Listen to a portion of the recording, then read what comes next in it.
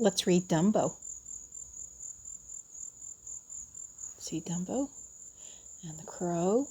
And Timothy the mouse is in his hat. In the train, the circus train.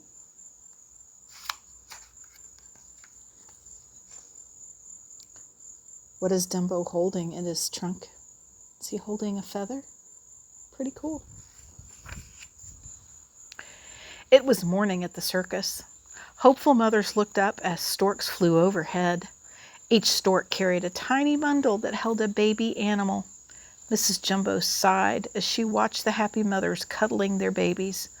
"Oh dear, I so hoped there would be a bundle for me," she thought. A stork flew into Mrs. Jumbo's railroad car and dropped a large bundle, and inside was a baby elephant. Jumbo Jr. is what Mrs. Jumbo named him. "Look at him," cried the other elephants excitedly. "Isn't he darling?" See the baby Dumbo?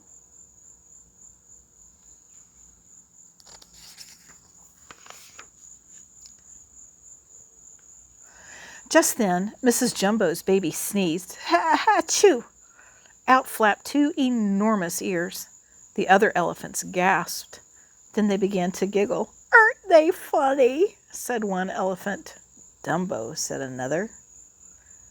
Mrs. Jumbo didn't care what the other elephants thought. She loved her baby, big ears and all. She lifted him up into her trunk and gently rocked him to sleep.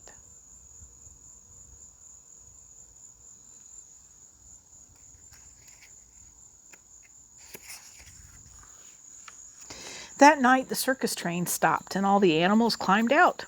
The circus men put up a huge tent. The next morning, the circus parade made its way through the town. The band played, the clowns and the animals marched down the street as the people clapped and cheered. Crowds hurried to the circus tent that night. They were eager to see all the animals. "Look at his ears," cried one noisy boy, pointing at Dumbo. They were the funniest thing he'd ever seen. The boys laughed and teased Dumbo. Then one of them pulled the little elephant's ears. That was not nice.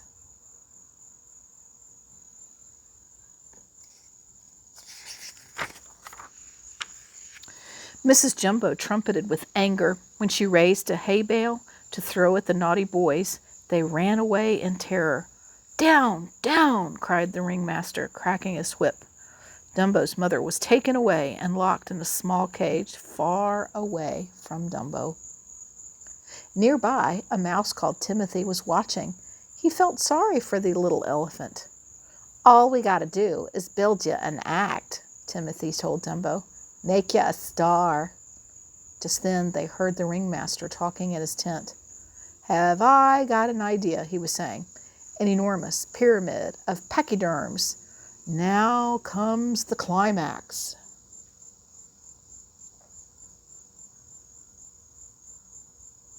See, Timothy took peanuts to Dumbo. He took him a snack.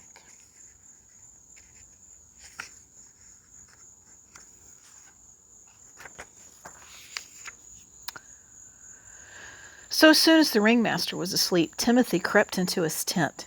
He scampered up to the ringmaster's ear and he said, "Who is your climax?" "The little elephant with the big ears, Dumbo."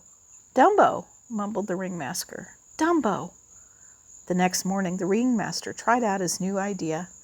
He had all the elephants balanced carefully, one on top of another, and Dumbo was to be the very top elephant, the star. But when Dumbo ran to jump onto the top elephant, oh no! He tripped over his big ears and bumped into the pyramid. The elephants crashed to the ground and a whole circus tent fell down around them. Bump, bump, bump. Uh-oh.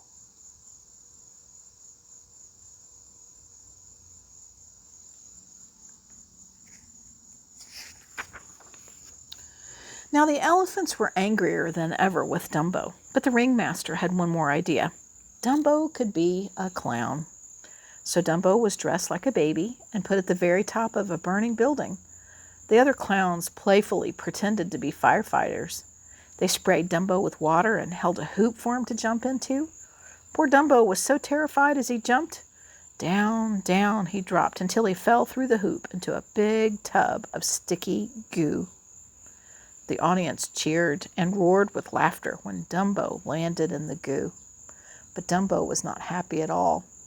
"We're going over to see your mother," said Timothy to cheer up Dumbo. Dumbo and his mother were overjoyed to see each other. Mrs. Dumbo put her trunk through the bars of her cage and cuddled her son, singing a lullaby. But all too soon, it was time for Dumbo to go. Sadly, he fell asleep and dreamed and dreamed.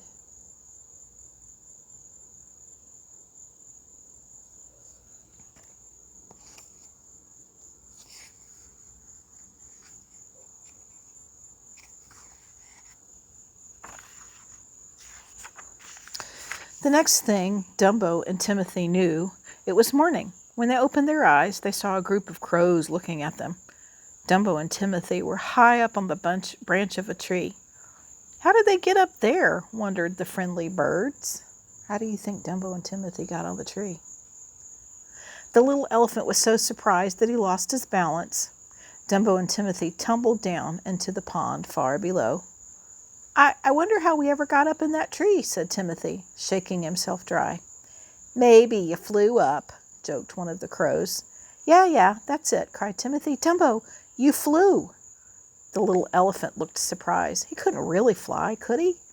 Timothy told Dumbo to believe in himself.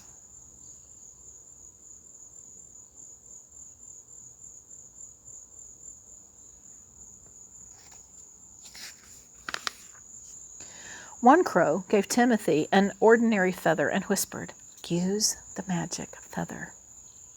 Holding the feather in its trunk, Dumbo stood at the edge of a cliff. Before he could change his mind, the crows pushed him, and off he went. And at once Dumbo was flapping his big ears, and he was flying. "Look, you're flying!" cried Timothy.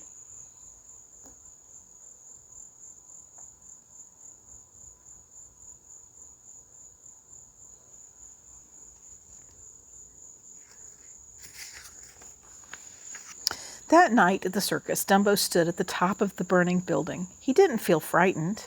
Now that he had the magic feather, he knew he could fly down safely. Timothy was tucked inside Dumbo's hat. "Okay," he said, "take off." Just as the little elephant leaped into the air, he dropped the feather, and Dumbo began to fall. "Open those ears," Timothy cried. "You can fly. You can." Dumbo took a deep breath and began to flap his ears as fast as he could. Suddenly, Dumbo was flying. He didn't need that feather after all. The ringmaster was amazed. He watched Dumbo swoop over the tub of goo and soar past the cheering crowds. Dumbo was a star.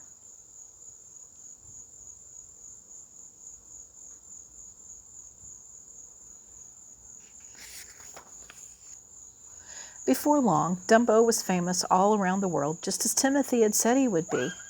Crowds flocked to the circus to see Dumbo, the amazing flying elephant. The ringmaster released Dumbo's mother and gave her a special train car of her very own, and Dumbo and his mother were very happy.